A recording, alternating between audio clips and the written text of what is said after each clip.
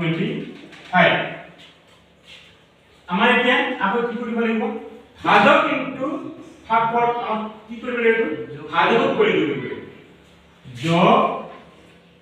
যোগ 3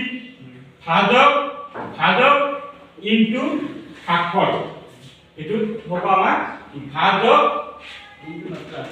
ভাজক প্লাস ভাগফল তো 3 আৰু 3 যোগ কৰিলে আমাৰ 6 হ'ব কিমান মান দিলে এতিয়া 5 নহয় দুইবাৰ দিছোৱা তিনবাৰ দিছোৱা চাৰিবাৰ দিছোৱা যি সংখ্যা দিম আমাৰ এই সংখ্যাটো পখালে পাব দুইবাৰ দিলে কিমান হ'ব 2 দি দিও কোন যি বাৰ দিম সেই বাৰ যি সংখ্যা বৰ্গ হ'ব এই সংখ্যা আকৌ সেই সংখ্যাটো কোন কৰিব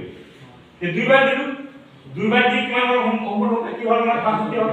62 হ'ল 62 পৰিত হ'ল 62 কাম কি এই যি সংখ্যা বাৰ দিছিল সেই সংখ্যাটো কোন কৰিব 2 দ্বিগুণ 4 6 দ্বিগুণ 12 এর সাথে কিমান এর সাথে কিমান 325 এর সাথে কিমান 124 ওইদিকে না যায় চারবার দিয়ে এই পূরণ করা কিমান হবে 4 4 16 6 হাতে 424 থেকে 25 25 না 25 না হয় স্যার হ্যাঁ